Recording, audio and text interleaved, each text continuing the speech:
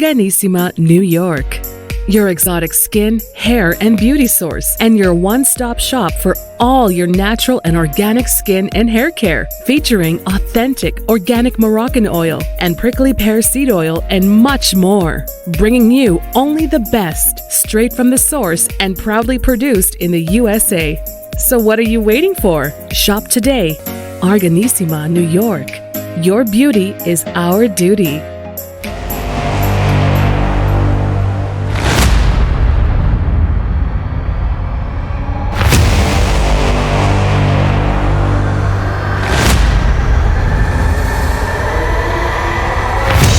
Folks, welcome back to the iHealth channel, iHealth Radio, the NBC TV network, with your host, Hurricane H. New day, new show. A very interesting topic. We're going to talk, with someone who is an author, and he has a different spin on things. And, again, I'm going to be suspenseful right now because this is going to be an interesting discussion.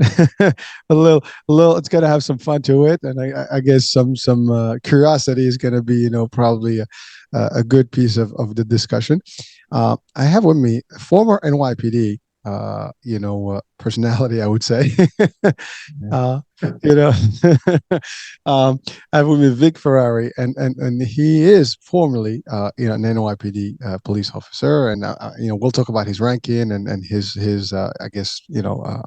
path in the force, and. Before we even get started, salute and greetings into all the law enforcement and all the men and women in uniform that go out there and make sure that we're safe. But so there is that's the positive part, that's the great part. But there's some other stuff we're going to talk about today. So Vic, welcome to the show, my man. Thank you so much for having me on your show. I really appreciate the opportunity. Thank you. It's my pleasure, and we connected, and I love you're an author. You've written books about stories, about behind the scenes stuff on the force.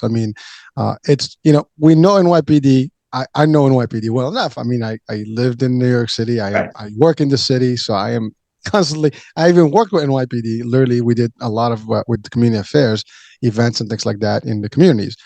So that's what I know about them, and I know they do a great job to serve, and so on and so forth.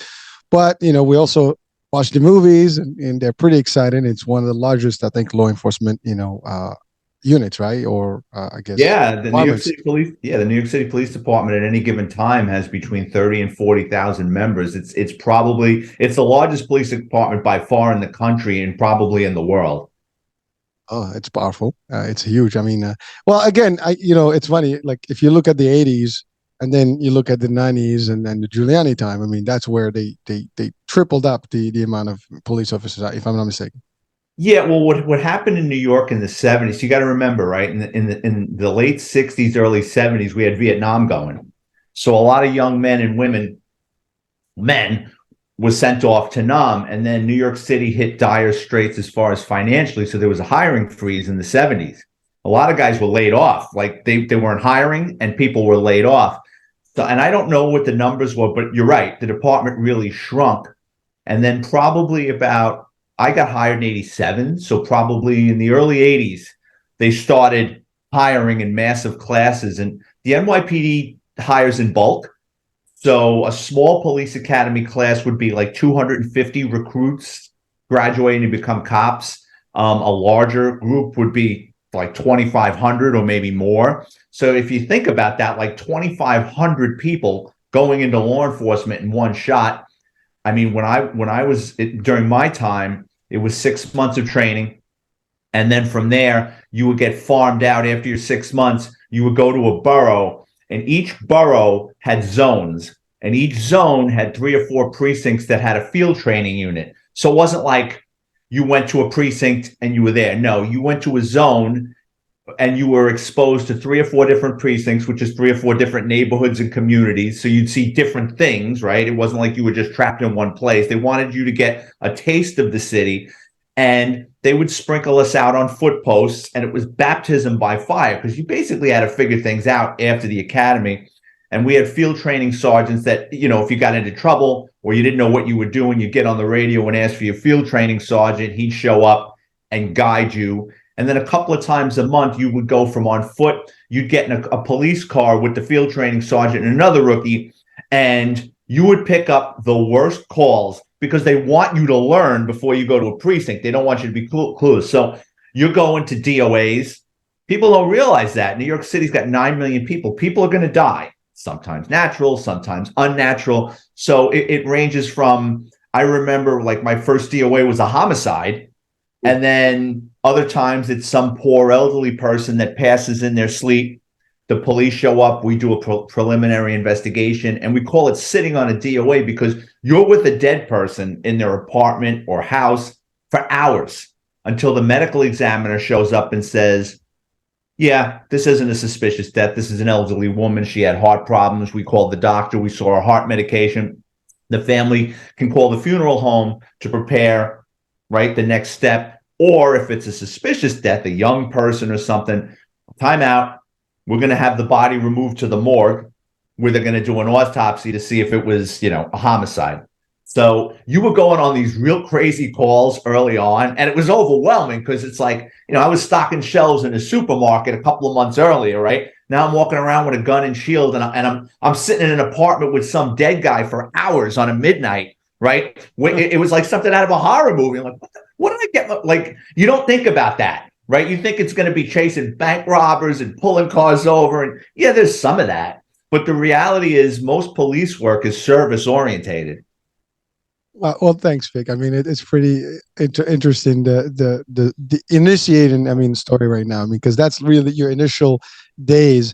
Now, before we get into the details, what got you into the NYPD? I mean, was it something that you always wanted? I mean, when we're kids, cops and robbers, and was that the same concept? That's exactly it. No, you hit the nail on the head. I grew up in the Bronx, lower middle class family. I lived in a row house off the Cross Bronx Expressway, and from 5 years old, playing cops and robbers. And you got to remember, right, in the 70s, you had all these police shows about the NYPD in movies, The French Connection, The 7-Ups, Barney Miller, all that crap. So I saw that and I was like, wow, that's something I really want to do. And then I always tell the story, but it's true. By the age of 10, 12 years old, my friends and I would sneak into the post office and steal FBI wanted posters off the wall. And then we'd go around the neighborhood conducting manhunts. So, we go into a deli with a wanted poster, some guy wanted for a bank robbery in Arkansas, and we're looking at some poor Con Ed guy like, that could be him. So I knew what I wanted to do by the age of 5, 10 years old, and I kept my nose clean, and I studied for the exam at 20. By 21, I went into the police academy. But yeah, I knew what I wanted from a very early age. This is true story. I actually applied for NYPD. I got a number to go to the exam and never did. So you took the exam, you passed obviously, and then No. I never made it to the exam. They just said how you get your registration number and your pre testing and all the stuff and they prepare you for the exam. So what year was this? It's 2006, I think. Yeah, that was that. I did it, but never went to the test. Literally, I was scheduled and everything, never made it. Dude, that would have been, let's see, 2000. Say you got tired in 2007. A couple of years, you'd be getting a pension. Well, I know. Well, listen. Well, it's funny because at that time I applied through a couple of law enforcement agencies, and Customs one being another one. Good job. But whatever happened is because I was in between career path, I was literally in sabbatical from my health insurance world, and so I wanted, and I've always had some sort of a penchant, as they say, for law enforcement, some sort of a fascination, I would say, same concept here, and so that was always me, and even in my career, I still do law enforcement in a way because we have policies and compliance and stuff. Oh, sure. We do investigation, all stuff, so I kind of tend to do that. So that was maybe I'll go there. And the reason I didn't go on it firstly, and as a younger person, is just I'm an only child. My parents were not for the idea of me going anywhere with this action. So, but it's funny because I literally had everything. I might even still have an email with the details somewhere. No, see, I was way before email. The only way you could become a cop in New York back in the day, right? There wasn't like a website. When are they hiring? I don't know if it still exists, but there was a newspaper called The Chief, and the chief would list all civil service exams and union jobs. And I think it came out weekly or monthly, and you get a hold of it. You go to the newsstand, right? Newsstands, they even exist. You go to a newsstand, you get a copy of The Chief, and you'd like, the NYPD is hiring. And it would have the filing date. And then when that filing date, you had to get an application and send in a money order or a check and then wait. I mean, it wasn't like nowadays you can do stuff online. Listen, I mean, well, yeah, but it was a different world. I mean, let's put it, yeah. It was just completely different. Everything changed, I mean, over the years, and technology has made it a lot more easier. Again, in my case, it was literally just apply online, and then you go through the routine. They send you the number. Here's your test date. Here's some, like they give you the little preview on how the test is, and, you get to practice some of the, they give you the picture. You had a few seconds to look at and all that. So I did all that stuff, and I was ready. And then, like I said, last minute, I never made it to the test, and that was it. You wouldn't believe. I'll tell you what. Like, I remember when I got hired, right? Even before we started the police academy, they have a couple of days before you actually go into the academy where they'll bring you to some high school or college, depending on the size of the group of cops. Like, I think my class was 1,200. So we were in this large auditorium. I think we were in Fashion Institute of Technology. And I think we started out with like maybe 1,400. But I mean, even before we went into the academy, we were filling out countless forms and orientation, and people were just dropping out like, you know what, this isn't for me. And like every day they would tell us like, yeah, 3 more dropped out. They got, another job opportunity, or they said, you know what, I can't do this. Or like what you said, my family is weighing heavily on me. They really don't want me to do this. So there was a lot of people that even before we got in the gate, had just, went a different way. And then you have also, obviously, you go to the academy, some people wash out, like, police academy movie style. No, I'm just kidding. No, wash out and field training. So in my time, it was 2-year probationary period, right? So they could fire you for anything, and the union wasn't going to stick up for you. Like, basically, they could fire you without cause, right? So you had some people fail the drug exam because they were constantly testing us, right? I think we got tested 3 times during the probationary period. So that knocked out a small percentage. But the thing was, so to become a cop, you have to have a thorough background check. And that background check, even though you're in the academy, it hasn't stopped. That closes after your 2 years. So if anything comes up that doesn't look right, or you didn't divulge, or they unearthed about your past, you're gone. And I remember in field training, there were 2 girls. So in my field training, there was like 40 or 50 of us, and there were 2 female cops. One, somehow they figured out either someone dropped a dime on her or it came out to her insurance. She had spent time in drug rehab. She was gone. And then there was another female cop whose husband was a cop who was doing home invasions. And she was the lookout for her husband's home invasion team. And I remember one time, you had a couple of female sergeants from internal affairs, and like, it was a big thing. Like, they came into the precinct, went right into the locker room, stopped her before she got to her locker, took her guns from her, opened the locker. Like, they had a search warrant. It was wild. Like, it's like, I didn't sign up for this. Like, what is this crap? But yeah, it happens. Well, I mean, listen, we hear this term today, police the police kind of concept. But that's always existed. I mean, internal affairs is a big component, and I know they're not the best fan. The cops are not the fan of that department specifically. Well, it's changed. It's changed a lot. I'll say, like, the NYPD does a lot of things wrong. And we can get into it about the summons quotas and the statistics, how they're addicted to it. But I will say this. So when you hire that many people in bulk, right, no matter how thoroughly you screen, there's always going to be a couple of bad apples that get through. It's inevitable. They either have a very high IQ and they know what to say to get around the psychologicals, or they haven't done anything yet. And they take the job and they just wait on the sidelines, waiting for an opportunity to do something, or waiting for that opportunity where they find someone who's like-minded to help them pull off whatever they're going to do. It's like if you and I were working together and we're pulling over cars and I'm seeing you stealing money. I'm going to like, dude, what are you doing? I'm calling the supervisor. Like, this is going to stop, because I'm not. But if you've got a guy that's like, yeah, I don't care. As a matter of fact, Split. you pull over this drug dealer and then I'll pull over the next one. Yeah, you know what I mean? So there are people like that. Others, they either get bitter or their lifestyle changes or God knows what. They just go the wrong way. I mean, there's a chapter in one of my books called Crossing Over to the Dark Side. And I cover in detail how the department looks at corruption. They're actually paranoid about it, but I mean, in a good way. And when I first got hired, right, internal affairs was career guys. They were kind of clueless and didn't know what they were doing and would jump the gun on a lot of things and jam people up that didn't do something. And during the Giuliani administration, they figured out, you know what? We want cops to be able to reach out to internal affairs when they have a problem. We want competent people that know how to run complex investigations, right?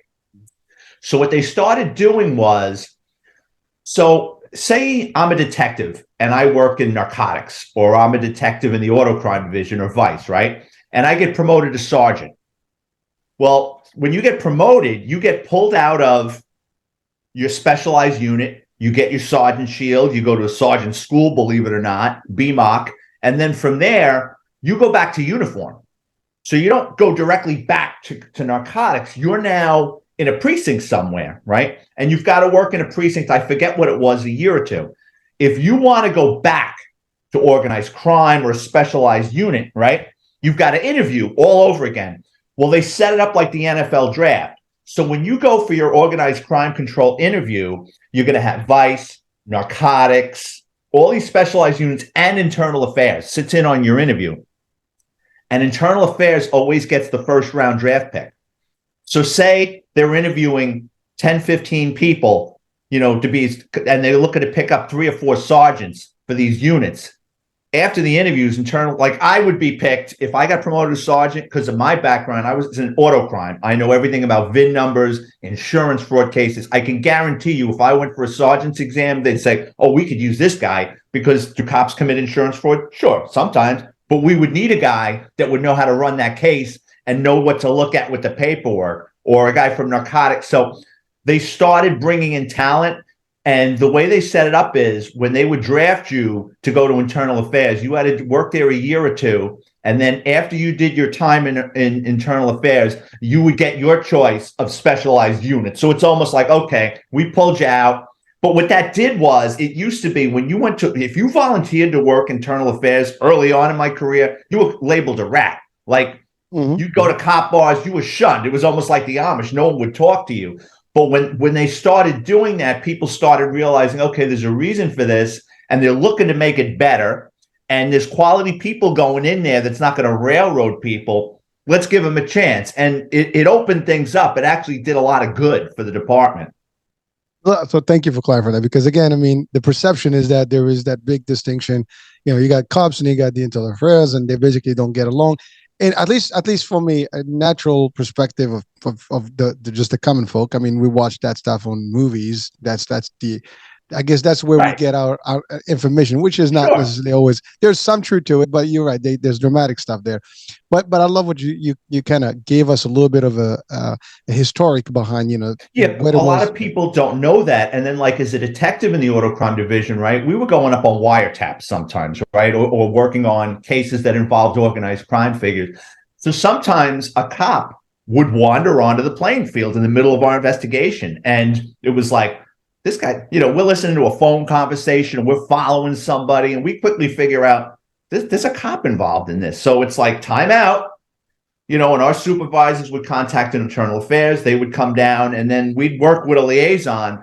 I worked on a case. We had car thieves shipping cars out of the country. In addition to shipping cars out of the country, our thieves were in the murder for hire business, right? So we're working on an international car shipping ring, and we're trying to solve homicides.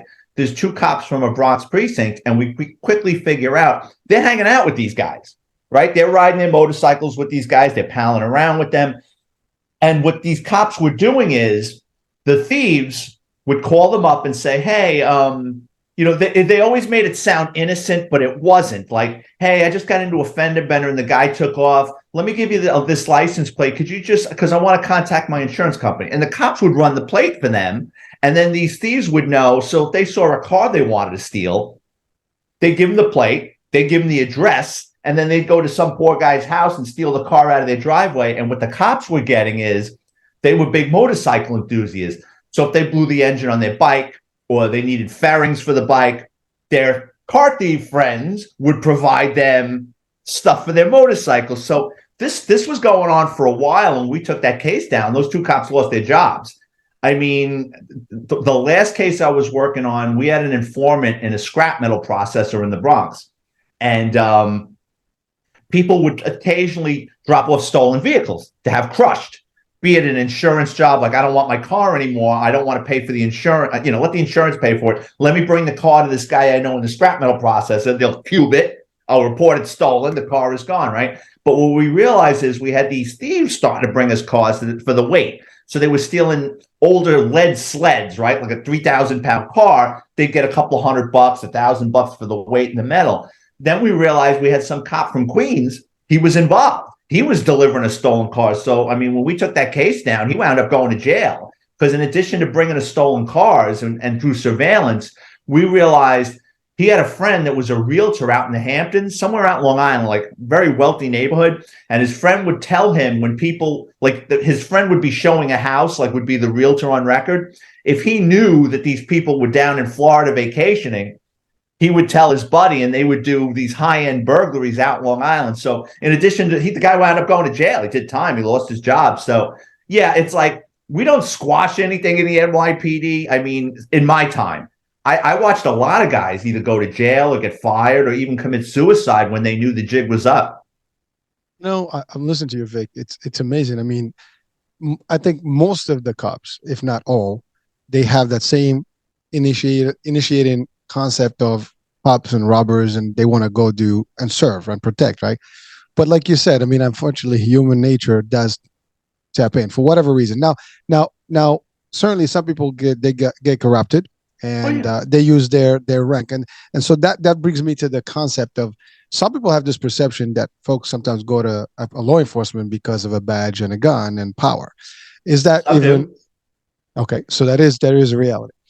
Some do, yeah. I mean, it's the exception to the rule, in my opinion. Like, so every precinct, let's break it down to like just a precinct, not specialized unit. Let's go to a precinct because that's where you're going to find the most cops, right? There's 77 precincts spread across the 5 boroughs with police stations, and every precinct has between 100 to maybe in Midtown 300-400 cops, right?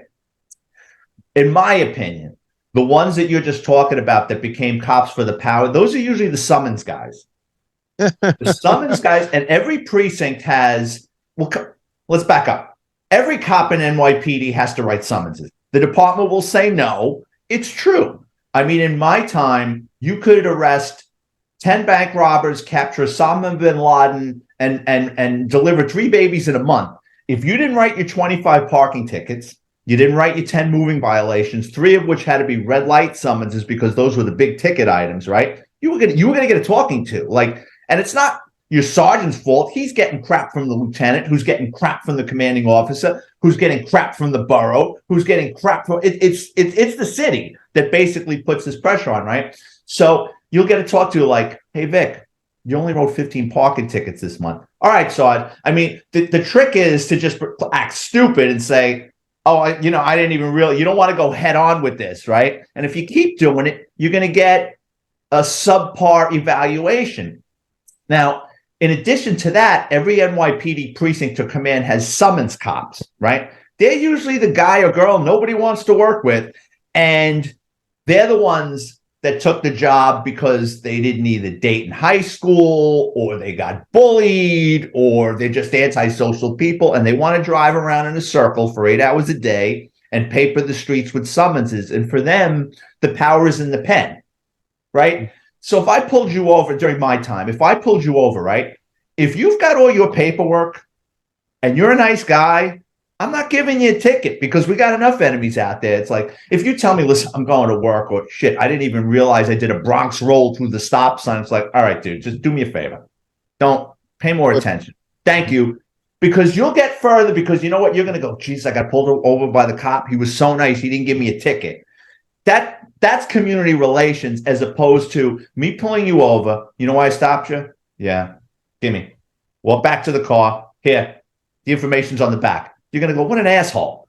You know what I mean? Because even if you know you do something wrong, a summons is a pain in the ass. It is. It's like a slap. And I used to say there's more than enough people out there with temporary plates, suspended licenses, lapsed insurance that we can give 2 or 3 summons to that deserve it, as opposed to someone going to work that made a mistake. The summons guys, they don't care. I mean, they just don't. And like, they used to get messed with in the precinct. Like the ones that were really heavy-handed, like you get a phone call. So you get a phone call. Let's just say the summons guy's name was Smith, right? And you get a phone call to say one of my friends worked in another precinct. Go, hey, Ferrari, who's this guy Smith? I'm like, oh, God, what did he do now? He's like, pulled my brother-in-law over and he gave him a ticket. I'm like, well, this isn't the guy you can talk to. You know what I mean? It's like, I wouldn't even approach this guy. You're going to get in trouble. So just let it go. And then like guys, like if they kept doing crap like that, I saw a couple of times, like you'd go into the locker room and you'd see somebody's locker upside down in the shower with the water running on it. And you're like, whose locker is that? You'd hear, and no one would say, you'd never know who did it. And you'd hear Smith. And that was it. Like no one would say another word because you know this guy is going to open up a can of worms with it. So the less people that know about it, the better. So you go in and you'd see something crazy like that. And you're like, you know, like Smith. And you go, oh. And then you're like, you wouldn't even ask a follow-up question, right? Because this guy is going to go crazy and call internal affairs. So like the less people that ask questions or know about something, it's, you know. Vic, thank you. Yeah, I'm listening to you. But you're referring to, well, there's a few things there that you covered right now. I mean, one is the summons. It's one of the biggest deals because everybody is, I mean, obviously, listen, there are rules. There's things that you have to follow. Listen, I've seen cops make mistakes on the road. Personally, I mean, I've seen them all the time. you know, with the cell phones. I mean, you know, and you can't. What are you gonna tell them? Hey, officer, you know, can I get you a summon? You know, I mean, so yeah. It's like you can, right? And so it's funny, but you're right. That we're humans, right? We make mistakes. It doesn't matter what, you know, whether you have a uniform or not. You know, that's happening. And I love what you said about it's how you look at it. Now, if someone does something really bad, you know, it's the job to stop, and you know, they have to learn. Listen, I'm totally with you. But I love that the concept of like, you know, there's enough bad, you know, doing that we don't have to do with the one that just like literally running because my kids are, you know, waiting out of school or something, and you just because everybody does it. Exactly. Cops do it. Everybody does it.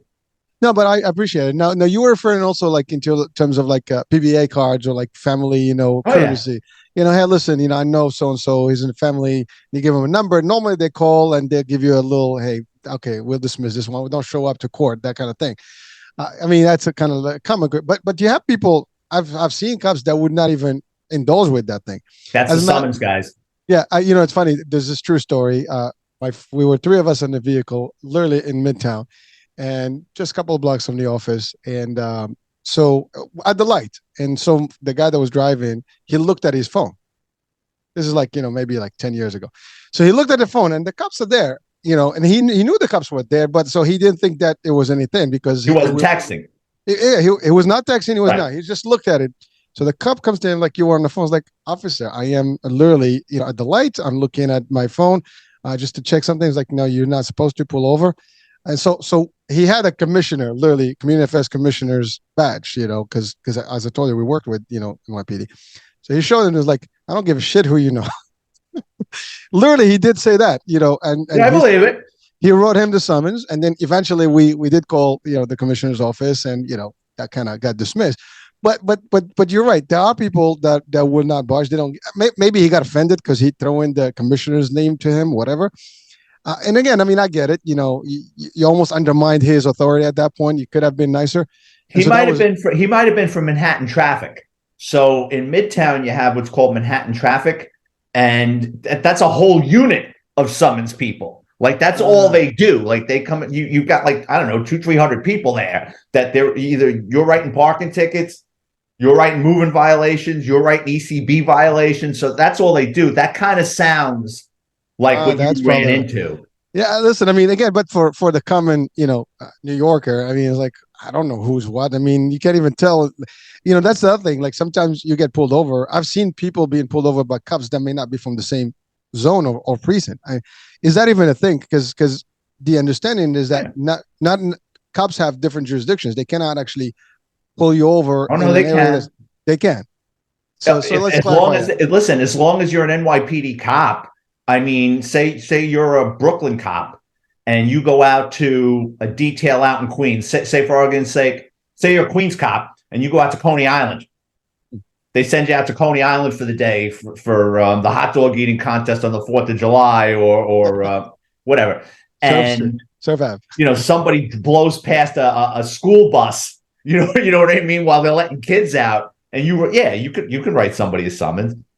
Okay, so but that's because you were assigned there. But like, let's say you're just driving to enjoy, like you finish your shift, you're going to eat. Oh no, if you're off duty and you're writing tickets, you're an asshole. Okay. Listen, any NYPD cop will tell you that. If you're that into it and you're pulling people over off duty, you're an EDP, an emotionally disturbed person. Like that's. And even the department, as summons crazed as they are, wouldn't appreciate that.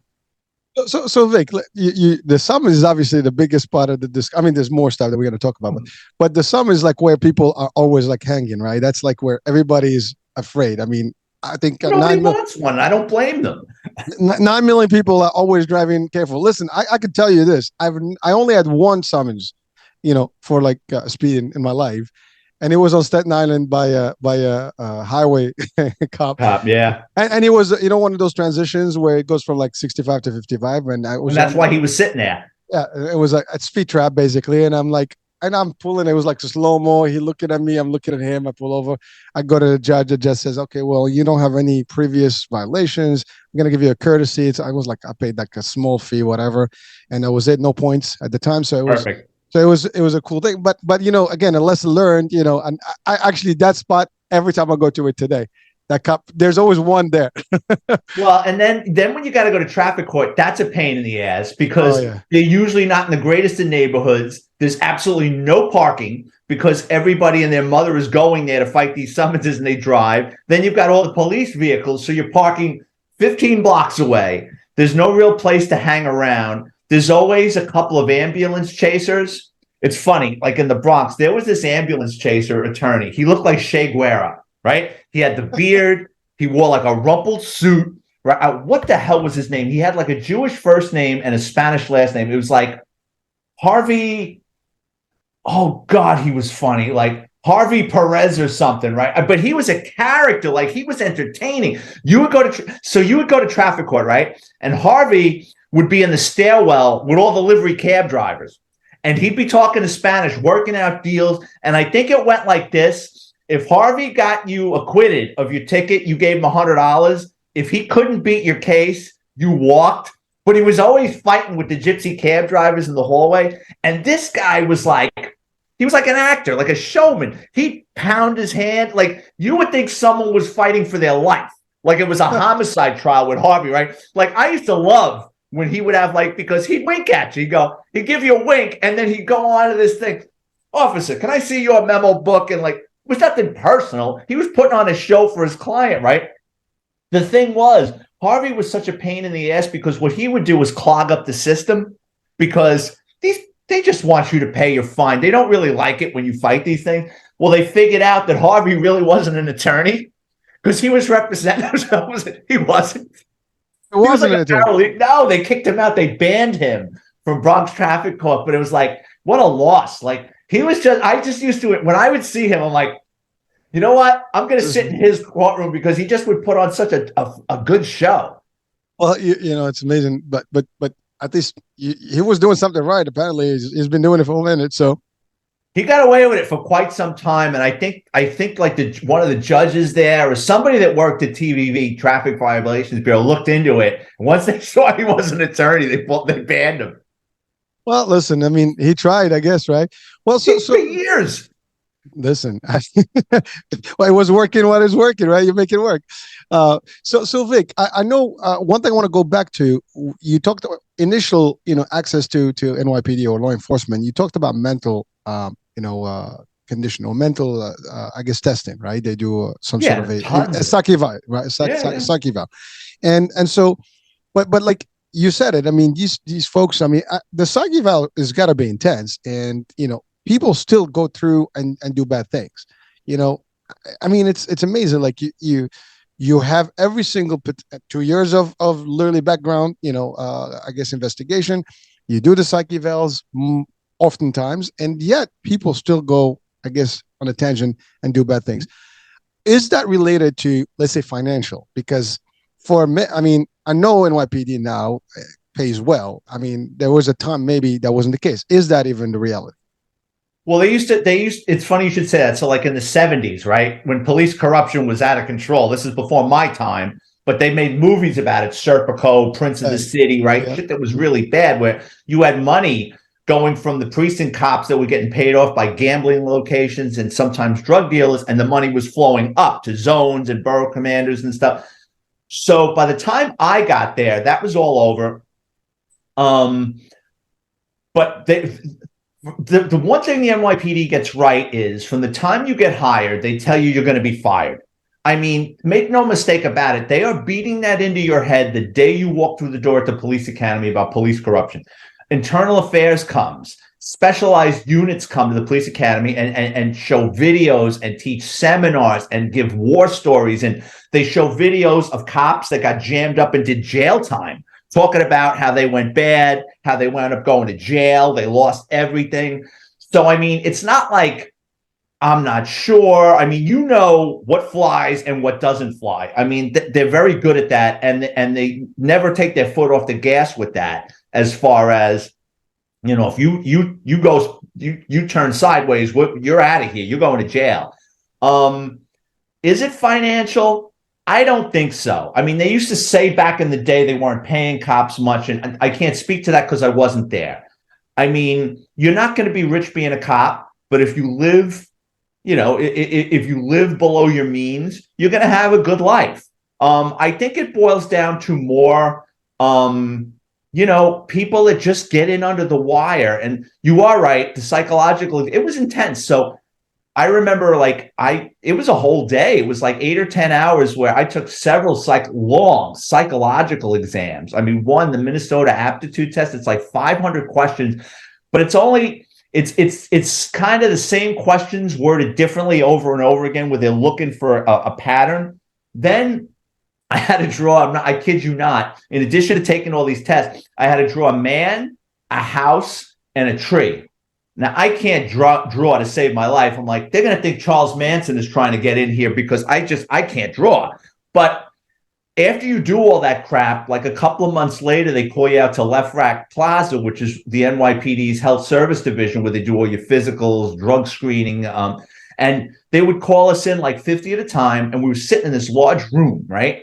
And there was a couple of offices with psychologists. And the psychologists would call us in one by one and ask questions about things that flagged or they wanted to talk to you about or interpret, right? So I said, I'm going to sit near one of those doors.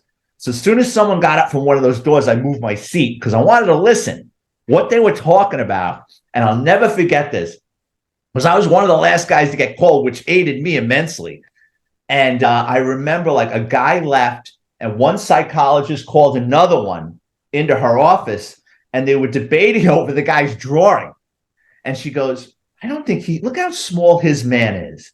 I don't think he has very high self-esteem. And I'm like, I knew the guy I drew was like fucking big. So I said, well, maybe I have too much self-esteem, but it was fine. I went in there and they asked me either they were tired from interviewing people all day or I didn't flag.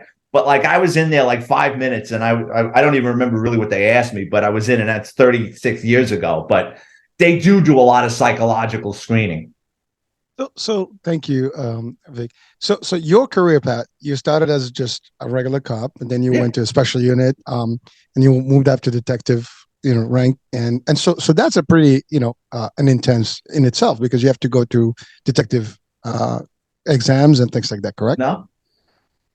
So it works like this. So you get out of field training, right, and you go to a precinct. You're a grunt. You go to an NYPD precinct as a rookie cop, and the old timers won't talk to you. It's almost like your first day in jail, and there's people walking around, and you don't know who's who or what's what. It's like you're a kid going to school for the first day in another neighborhood. You don't know anybody. You pray, somebody you recognize from your neighborhood or your brother's friend, or my first precinct, thank God, there was a guy I used to hang around with years earlier that was there. And he was like, oh, let me help you get a locker. Stay away from this guy. Or like, this one's an asshole, because I trusted him.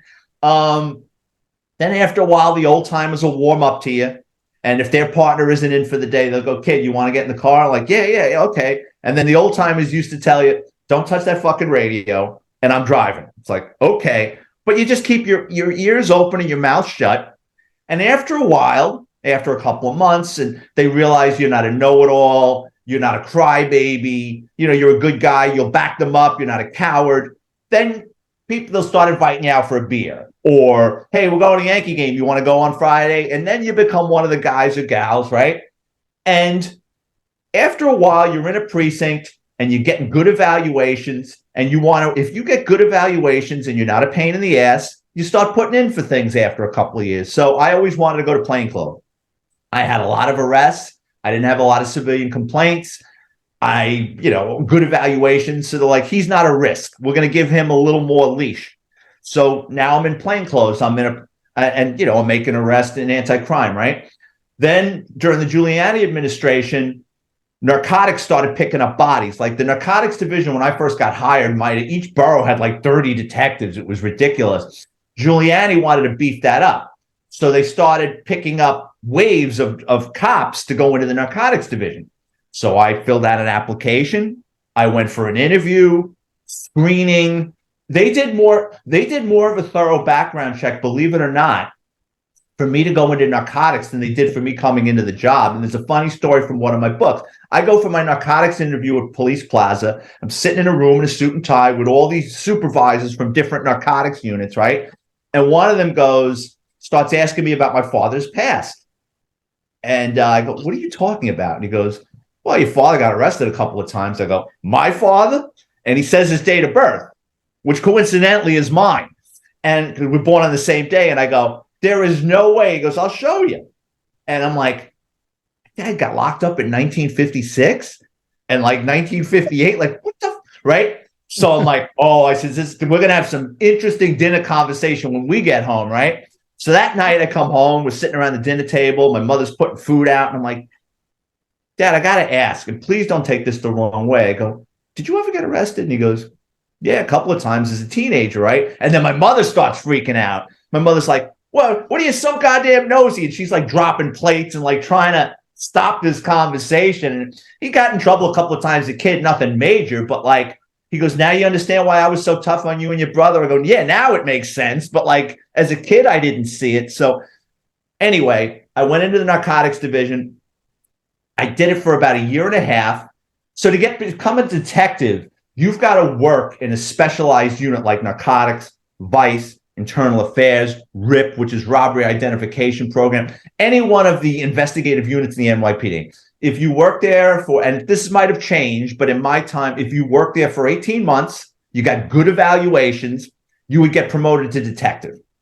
Now, detective is lateral to cop, right? A detective can't order a cop around. A detective can't suspend a cop. It's just an investigative position alongside a cop.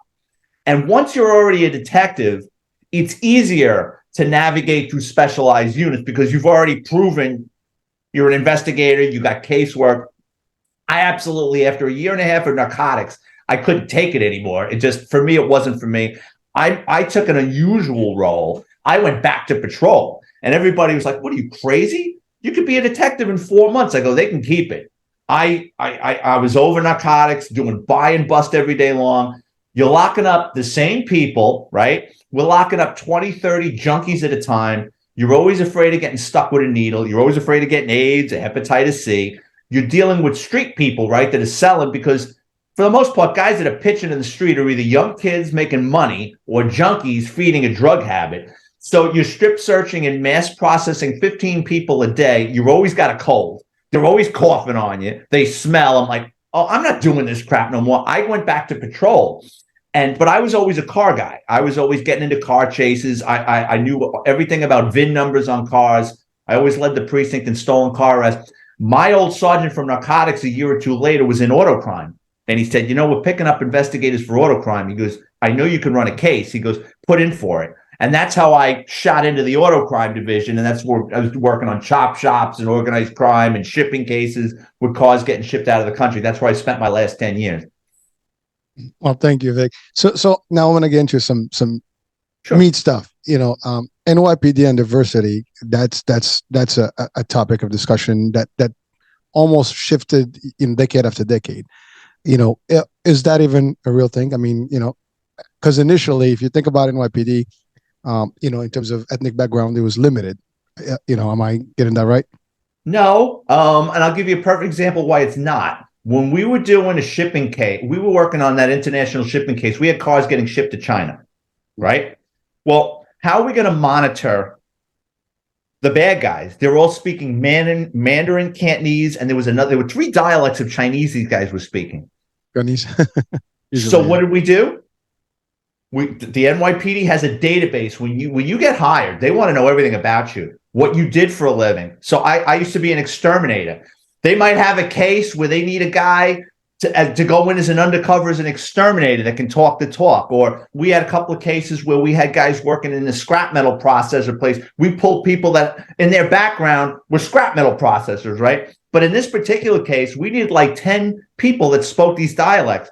We pulled 10 Chinese cops out of their precincts. I mean, they wanted to go and they got it. And some of them became detectives.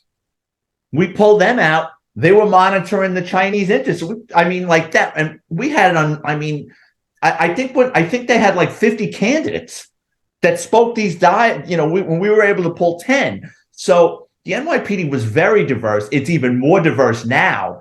But, there wasn't discrimination with hiring. As long as you passed the test and got through the background and the psychologicals and passed the drug screening, they weren't holding anybody back. It's who put in for it.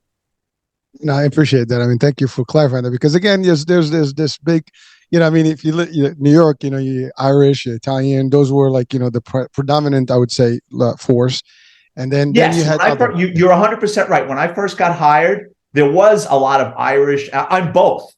I'm Irish and Italian. So yes, but I work with Spanish cops, black cops, Chinese cops. I worked with a white guy that was born in South Africa. He used to say, it was funny. We were narcotics. He goes, "I'm the only real African."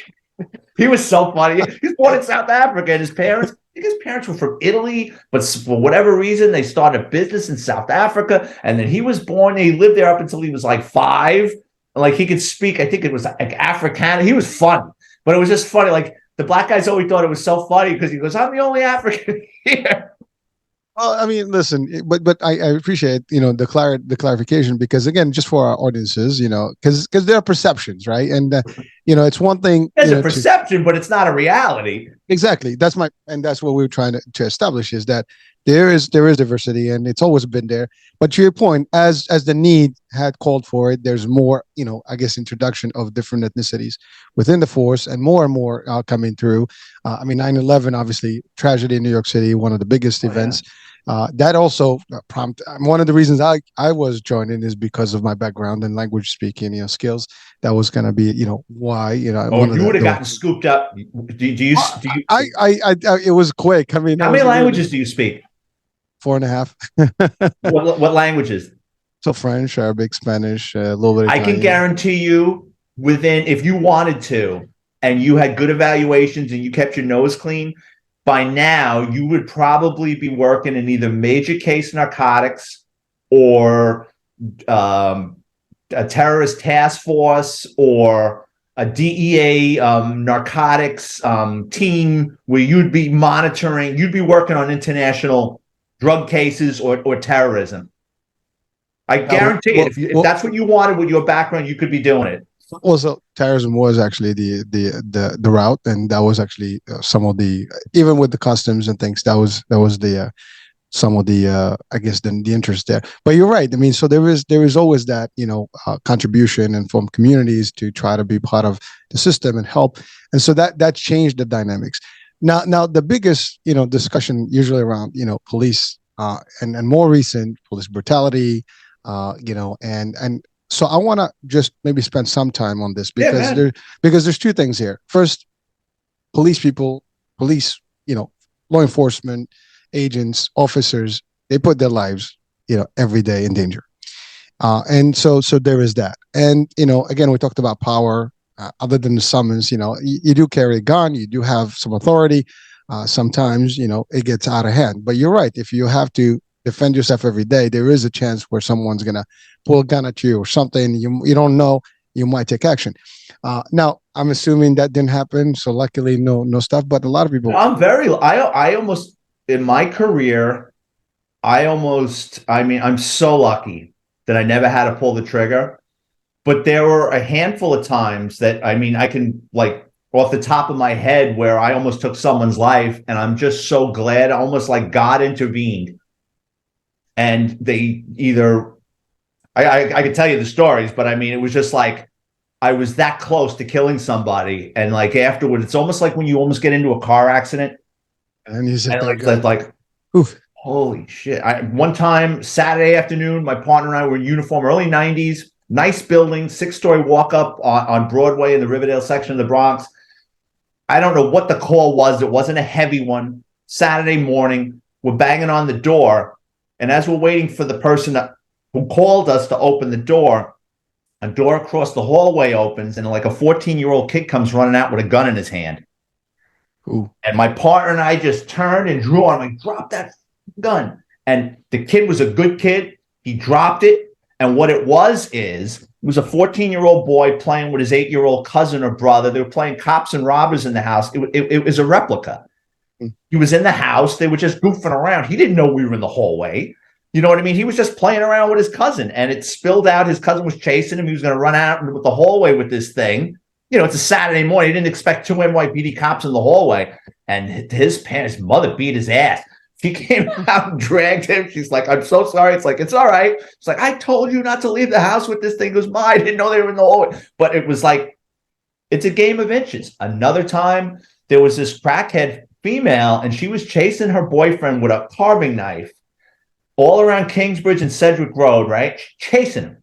And it wasn't like she was doing it for drama. She was trying to get him. Like, she was putting her weight into it, trying to get him, right? My sergeant and I roll up. We get out of the car. The boyfriend sees us like, oh, great. He runs behind my sergeant and starts climbing up his back. So she comes charging at my sergeant. I'm yelling, drop the gun, and I just start lowering. We had 38s at the time, and I just start lowering my gun. I got one, because it's going to happen like that. Like, she's closing in on him, and out of the corner of my eye, another police car had just pulled up, and this guy, actually, I'm going to call him later today. He tackled her. You ever see, like in football, like the quarterback's just to make a pass, and he gets knocked out of the scene? Like, you don't even see the pass rusher coming, right? Like, he just goes. That's exactly what happened. My friend was a big guy. He was like a 240-pound football player. Michael, baby. Cracked her, and the knife came right out of her hand. It's so funny, right? So we handcuff her. She's like 90 pounds. And with females, man, they can always get those cuffs off. She was so flexible. We put her in the back of the radio car, and I think it was the summer, so we had the windows down. Handcuffed from behind, she stuck her head out the window and flipped, landed on her head, got up and started running down the block. We had to put her back in the police car. Oh my! Well, it's the drugs. It's the drugs. Oh, she was so high. Yeah. You never want to take someone's life. You just don't. But a lot of my friends have been in shootings. I've got a bunch of friends that were either shot, and I got more friends that have killed somebody, been in gunfights. So I'm just lucky that I didn't, because there's a lot that goes with that. So it is real. I mean, there's no, you're taking your life out on the street, and there is a chance that you might be able to take one. And so sometimes the question is, how much lethal can you possibly maybe use a taser, which is available, or maybe it wasn't available. It is now. Okay. Wasn't then. Oh, so then it wasn't. I mean, so yeah, that's an introduction that came in a later time. So, but even today, we have the problem: people still getting shot, and yet there's tasers and other ways you can, rubber bullets, whatever these things have. You can use. I mean, someone with a knife, if they're distant, you can still kind of take them away. I got to be honest with you. I've seen a lot of gunshot wounds, and I've seen a lot of stab wounds. I'd rather get shot. Well, stab wounds are nasty. I mean, obviously the knife is, it goes through more tissue, more stuff, I mean, It's not, a bullet is tiny and it goes through. Right. If it goes through, flesh, it's done. But again, I mean, it's still painful, and we don't want anybody to be shot. But so your opinion is, I mean, certainly low engagement. I mean, a low frequency of engagement. I mean, try to avoid as much as you can. If you can't, obviously you have to do what you have to do. Now, is there a rule? Like, if someone has no gun, but maybe has some other weapon, can you not use an actual? If someone is using deadly physical force, Okay, so and that's where it gets murky, but deadly physical force. So if you're a 6'5", 240-pound guy, and you've got a 95-pound female cop by the throat, and you're choking her out, is that deadly physical force? We're deadly. You got to take care. Right. I get it. So again, it gets murky with vehicles. So the NYPD does not want you shooting at vehicles. That was the one thing I always could never wrap my head around. So the only way they want you shooting at a vehicle is if the person is using deadly physical force in addition to the motor vehicle. So literally, the guy has to be hanging out the window of the car, or someone's in the car shooting at you, that you can return fire. But if like a movie chase, I remember that, like, saying, well, what if he's coming at you? He goes, get out of his way. I was like, well, that's comforting. They do not want you shooting at cars. Like, that was a big no-no. if someone is literally ramming at you with a vehicle, get out of the way. Okay. All right. I mean, that's a rough one. I mean, it's like, you wouldn't think that. You would think that you shoot at the tires, you shoot at. And maybe it changed, but I highly doubt it. Interesting.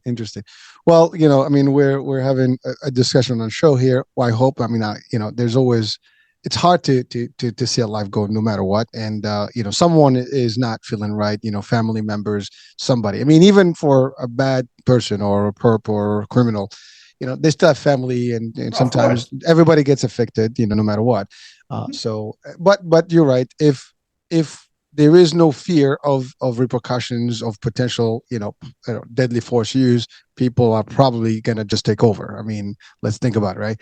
If a thug, doesn't know that there's a chance that they're going to get, right, shot or whatever, then they probably will just, do whatever they want. And then there's going to be that. So I get the concept of, why you would need, to use force. The thing I think is the excessive force versus not excessive force. But it is a split second decision, as you said. I mean, you have a gun in your hand, hair trigger, it could be just, even sometimes a mistake, and voila, it's done. Oh, yeah. Guns don't come with erasers. I mean, I tell the story. We pulled over, my partner and I, it was a Saturday morning. We pull over this guy for a taillight or something. It was nonsense. And we pull the guy over, and you could tell he's all coked up. He's been clubbing the night before. Like, he's wearing a silk shirt. He's got a pair of slacks, and he smells like Paco Rabanne. Like, he's been out, he's still coked up. And I keep seeing him messing with his waist. So I says, you know what? Why don't you step out of the car? I'm going to show you your taillights out. I'm not going to give you a ticket, but let me just show you, right? He gets out of the car, and he starts screwing around with his waist again. And he's got a gun in his waist. So when he got out of the car, I looked at my partner on the other side of the car, and I dove into his waist, and I felt it. I got my hands on the top of the gun. He grabs my hands. And now me and him are in the fight of our life for this handgun, right? It was a 9mm, and we're bouncing off the car. My partner comes running around the car, and I go, shoot him. And he goes, what? I go, gun, shoot them, shoot this mother. And thank God my partner just turned around and cracked him. And the guy just kind of went limp, and the gun popped up, and I had it. But I mean, I go, why didn't you shoot him? He goes, your head was too close to his. He goes, you don't realize, like, I was terrified of hitting you. So I said, all right, well, it worked. So, I mean, but in that instance, like, it just happened so fast. We just thought we were pulling a guy over for a taillight, and it, like, within seconds, I was in the fight of my life with this guy. But Vic, that's a big clarification for people watching and listening right now. It doesn't matter what law enforcement, what state, what country, as a matter of fact. I think there's you hear this all the time. Why did the cops shoot so and so, right? But there is a protocol. I mean, you guys pull someone. I mean, there's you check them in the vehicle first. I mean, you go on your computer, you see any previous instances. Car stolen. Does he have warrants? Right. Exactly. So you come up with quotient based on whoever is there, and even then, like to your point, you can. It's a late. I mean, it's just a light tail light, but then now this guy is carrying a piece, and so. I mean, that in itself is a problem. I mean, the piece is illegal. It's not showing your system. Therefore, that is not a proper piece, right? Well, it got worse because we locked the guy up. He gets out on bail. And I got so many stories like this. He got out on bail. And a couple of months later, he got grabbed in a home invasion in the Bronx. He wound up getting like 15 years. So, I mean, that's a bad dude. Another kid, early 80s, or, oh God, 88, 89. My partner and I stop a kid. He had a Mac 10, 16, 17-year-old kid, fully automatic, 45 caliber machine gun, right? Had a prior gun charge pending. Somehow made it out on bail, and a couple of weeks later killed somebody.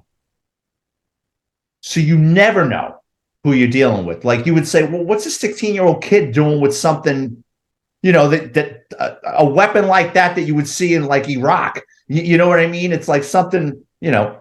But yeah, there are people like that, and there is the hardware out there.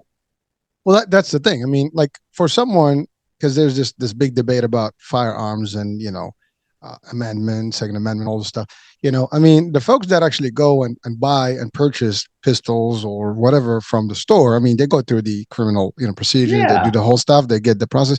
That if you look me up, if I have a piece or not in my system, my name is going to come up. You know exactly what I have, and so on. As opposed to the average person that may carry this stuff that just buy it off the market, and ultimately, if you do and buy in that way, there's ill intent. There's got to be some reason why you buy it. It's not it's not like you're going to go hunting, right? Right, the throwaway gun. It has no right. You're buying it off the black market where it's either stolen or purchased through a straw purchase that's not going to come back to you. So if you drop the gun and you don't leave your DNA or prints on it, it's not coming back to you. It's not Vic Ferrari's gun or your gun. Well, what even the DNA? I mean, if they're not in the system, you're not going to be able to capture them. I mean, there's no match. No, but now, but that database is growing, right? Okay. And nowadays, the way that when you see like nowadays, like they're catching these serial killers, or it just was on the news yesterday that they caught some guy. He committed a homicide in Florida in 1984, and they just arrested him in San Diego. The guy's an old man. You know what I mean? Like he was like teenager when he did this homicide. And the way they're getting people nowadays, even if you're not in the database, say for argument's sake, you commit a terrible crime, but you're not in the database. You've never been arrested, right? And your distant cousin gives a DNA sample to like Ancestry.com or one of these databases to see where I came from, where my people are from. Do I have relatives that I don't know about, right? Now they've got a profile. So now you leave your DNA at a scene, right? Law enforcement is working with these companies, right? So then the company will get back to this person, right, that they gave the DNA and says, do you have any relatives or do you have any distant relatives that live in the New York City area? Yeah, you know what? My mother was married to a guy who I think she had a couple of kids with, but I never met. And they're in the New York City area. Do you know how old they are? Yeah, I think one guy's like in his late 30s. And then they'll start narrowing it down, right? Yeah. And they'll either bring you in or they'll follow you until you chuck a cigarette or you're drinking a soda and you throw it in the garbage. They'll retrieve it. Now we have your match. That's how they've been doing. That's how they caught that guy up in California. Oh God, I can't. The guy that caught him is this guy Paul Holes. He's got his own TV show. But he was a serial killer for decades in California, and then he went dormant. I guess he got tired of killing people. But they traced these crimes to him decades later. For just how I explained it. I mean, it is amazing. I mean, the police work and just the technology today and how you guys do, you've evolved hugely. I mean, obviously you're retired, but you still attached to it. And I guess once you're in law enforcement, you're always going to be in law enforcement. That's in your DNA. It becomes what am I going to watch? Soap operas? It's like So now let's talk about your books. I mean, you really compiled, all your stories in few books. And so let's talk about what are the books and some of the stuff, because ultimately we want people to. These are like good books, for movie properly, Oh, I hope that, scripts. yeah. Listen, if someone in Hollywood wants to option one of my books, I'm all ears, man. Now, listen, you do have some real stories that are Oh in the yeah. books that can really be a good, prompt, script, kind of concept that, because it's real stuff and it's really events that did occur. It could be a comedy, it could be a real, it could be just drama, but I think you have a lot to offer there in terms of content. And you've been through a lot yourself. When you Yeah. serve in the force for many years and to your point, doing different parts of the service, dealing with different crimes. Again, the simple story you talked about, like being a rookie, with a dead body, and that Oh in itself God. could be a horror. That okay. So this is my first NYPD book, NYPD Through the Looking Glass: Stories from Inside America's Largest Police Department. There's a story in that book about a cop. So the quickest way to get in trouble in the NYPD is lose your gun, your shield, your ID card. If you lose any one of those three items, you're going to lose 30 vacation days. They're going to put you on a year probation. So this cop that we worked with, he wasn't the smartest of people, and he was going to go out drinking one night, and he didn't want to bring his gun. So he didn't want to, he was afraid of it getting a burglary. So he hid his gun in the one place he didn't think anybody would look, his stove. Goes out drinking, comes home 4 hours, 9 beers later, a little liquored up, decides he's hungry. He preheats his oven to 475 to make some frozen pizzas, forgets about the gun in the oven, goes into the kitchen, starts channel surfing. The first shot goes off. He's like, oh shit. The second shot, my gun is shooting at me. He had to climb out of his house on his hands and knees, call emergency service. He needed a new stove, a new gun, lost 30 vacation days, and got put on a year probation. There's another story in this book about a cop I knew who moved a dead body to avoid getting out of overtime. So that book is full of funny, colorful stories, a behind the scenes look at the NYPD.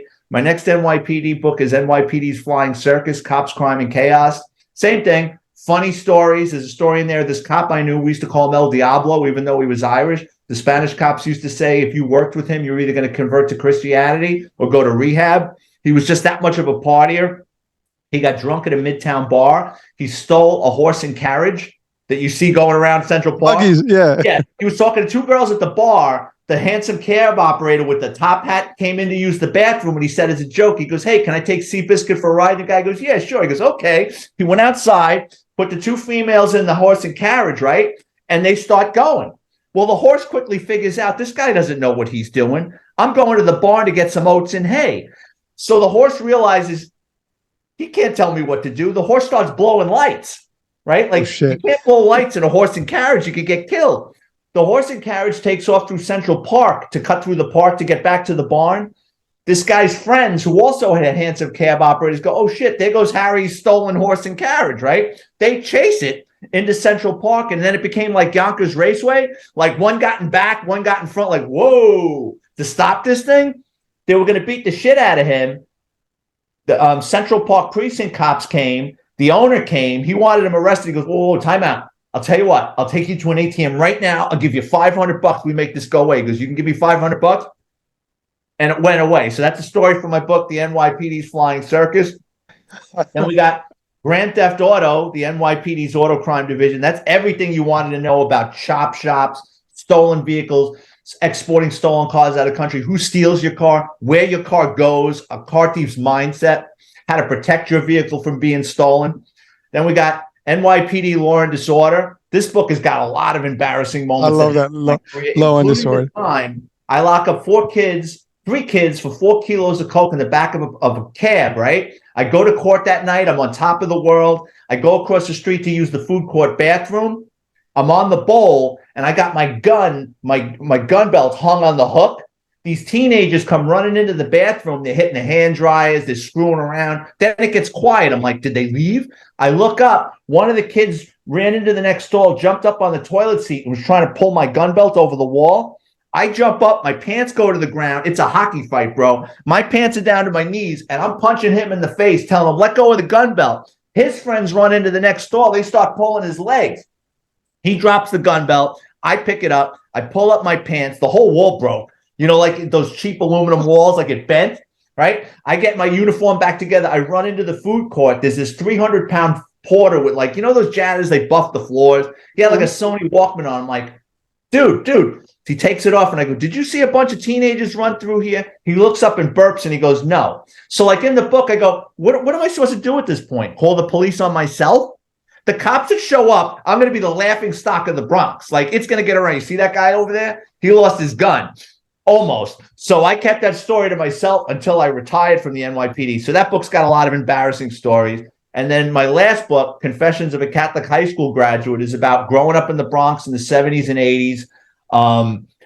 Me being a little son of a bitch until I turned my life around. And on the cover, you got a picture of a priest chasing a kid in a Catholic high school uniform out of a confession booth. That really happened because I confessed one sin too many. He didn't have a sense of humor and chased me through the damn church. So there's a lot of me running for my life in that story and me growing up and what I had to do to become an NYPD cop.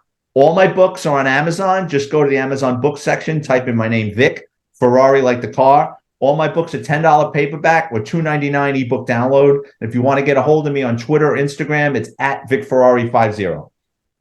Ooh, those are they're must reads, man. I mean, I have to say, I mean, at least just for the fun of it, I mean, you want to read those books and learning. I mean, there's a lot of learning there. Talking about like Grand Theft Auto, I mean, you know, it's happening every day. I mean, I had actually someone come in about a few months ago. They went to my driveway. I'm in Jersey. They drove at night. It was 3:00 in the morning. I have cameras, you know, a white car. They stopped at my neighbors. They opened the vehicle. I have press badges, so they actually looked in the vehicle. They saw the press. Maybe that's why they didn't take anything. They just literally messed up everything and walked away. They couldn't take anything. They didn't take the vehicles. But literally, it happened at 3:00 in the morning. We have the footage and everything. We called the cops. I mean, they were hit in different townships in Jersey. And it's happening every day. And some cars have more, I guess, appeal than others. And I mean, these are real stories. So if you're watching and listening, and you mentioned home invasions, that happened a few years back. Again, in my area, they hit a few houses. It was around the Indian holiday, Diwali. It's Diwali's. They have the golds and all the stuff. So these folks came, I think, from Texas, and they started hitting different states, and they hit even Jersey. And they got eventually caught. But I mean, these are real things that are happening everywhere.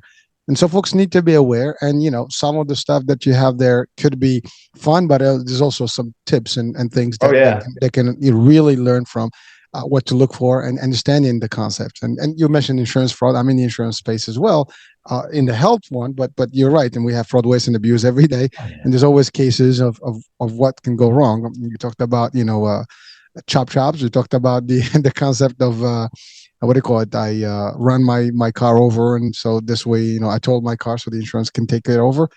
Yeah, those are. Yeah, we used to do insurance fraud cases all the time where someone doesn't want their car anymore, be it's a lease, right? And they're over on the mileage, and they've got damage to the car, and they know they're going to pay $3,000-$4,000 when they return that car. So what do? They report it stolen, so they don't have to pay the fees. Or someone owns a car and they can't make the payments anymore, they report it stolen.